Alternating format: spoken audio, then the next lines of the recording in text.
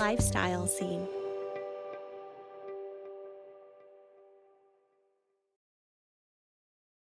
Hello, welcome to another episode of the Business Scene here on the Tulsa Scene Podcast. I'm Brittany with VNN. I'm Kelly. That's right. Joining us today is Eric Knam with ActionCOACH Tulsa. Such an interesting topic. I can't wait to dive into it. Thank you so much for being a part of our show today, Eric. Oh, you're welcome. Thank you for having me. All right. So why don't we just dive into it? Tell us a little bit about your business and where you're located. Okay, so my business is ActionCOACH Tulsa, and ActionCOACH is actually a global franchise. So we've been around for 26 years. Our goal, our vision is world abundance through business re-education. And really what we do is we work with business owners to help them build a sellable asset because we believe that when you own a business, you really should get paid 3 times. You should get a salary for working in it. You should make profits. And then when you are ready to leave, you should be able to sell it and make another profit off of it. So that's what we do. That sounds good. And so essentially, how I found out about you was one of our first guests on this podcast that, we were talking about how have you been able to really thrive during the pandemic? Because I was like, I need to have you on this show telling us your secrets because, in a time where a lot of people are down and their businesses are hurting and they're really losing steam. Some people are going out of business. This particular company is just thriving, always at a high level of excitement, always doing new exciting deals.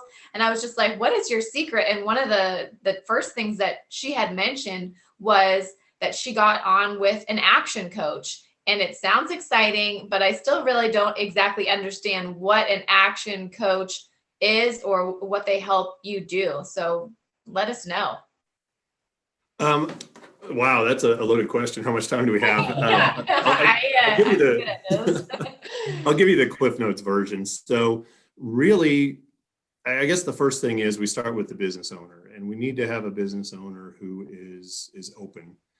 Somebody who wants to learn new things, somebody who, as I said, wants to build that sellable asset.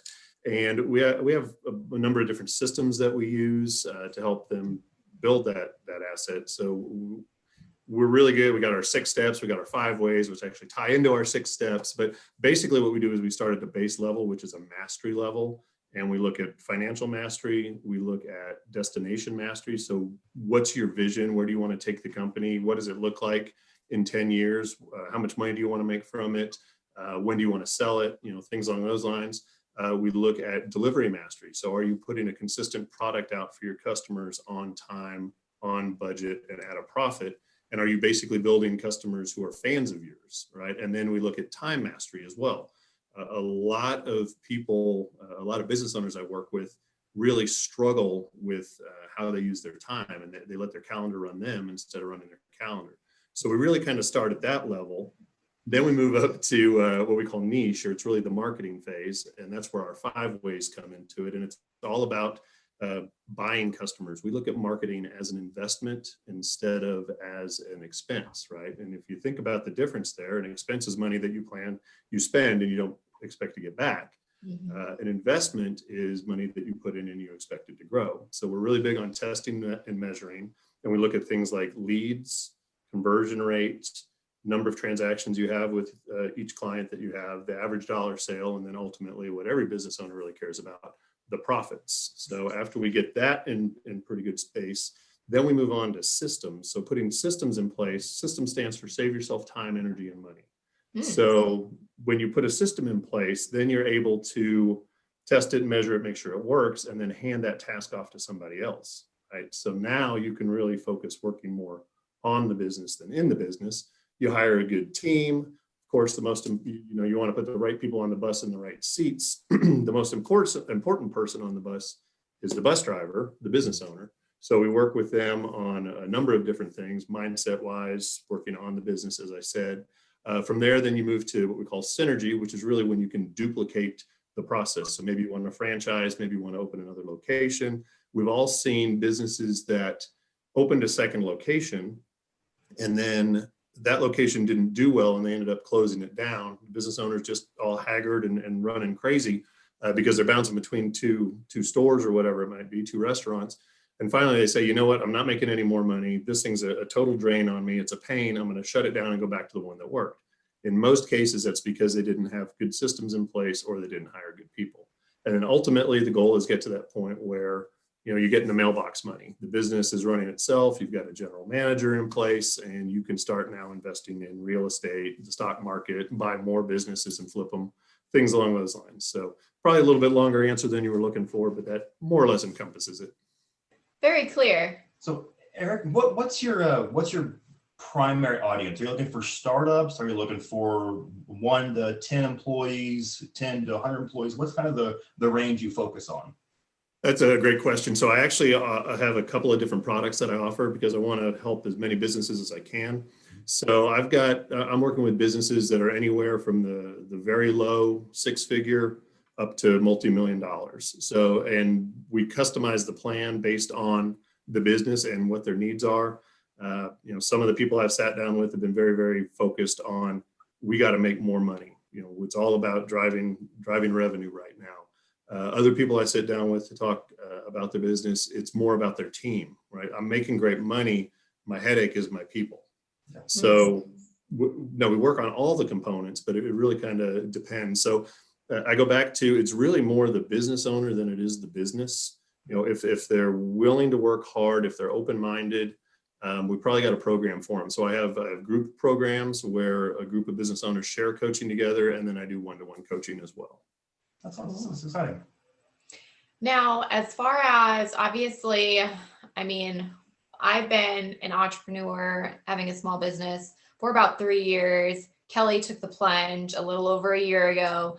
And so this kind of energy and getting the ball rolling, a lot of people, obviously aspire to be in that between that 6-figure and multi-million dollar range. But there's a lot of small businesses, either that suffered during the pandemic or, jumping in despite the fact that we're still in a pandemic. And so what kind of advice, if any, do you have if they were to focus, put their area to kind of aspire to get where that is, that level of success, where they're, just being out of the red kind of deal? What kind of advice so that people can be in the position to turn to you one day and be like, all right, I'm here. What else? Like, what is that step to get them to you? Would you recommend?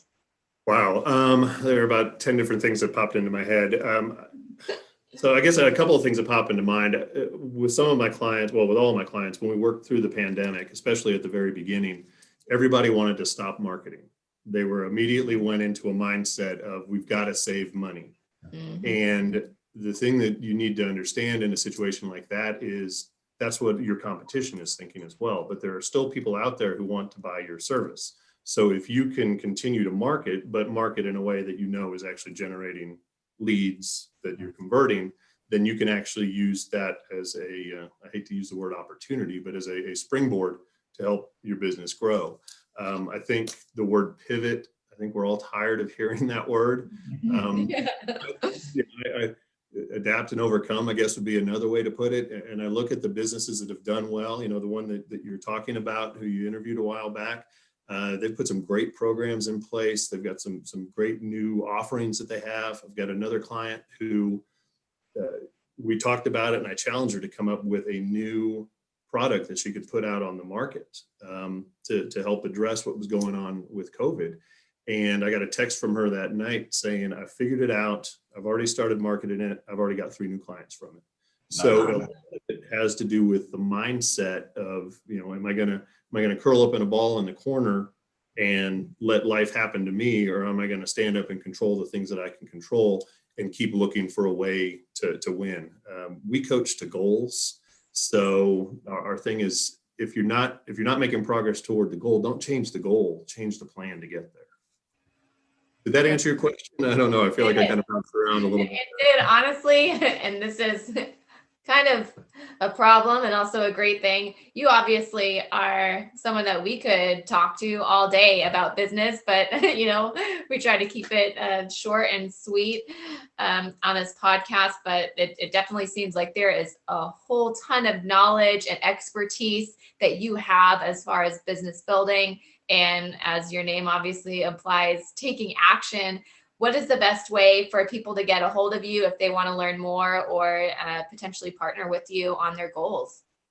Actually, if they just want to Google Action Coach Tulsa, our phone number is right there. They can go ahead and hit us up that way. And there should be also a link on there to book a 30-minute coaching session where we can just talk a little bit about what they've got going on and see if I can help them in 30 minutes.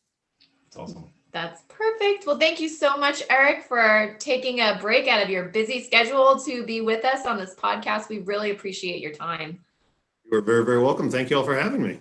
All right. So if you have just tuned in for the first time, again, I am Brittany here, the business scene, owner, journalist, founder, Verified News Network.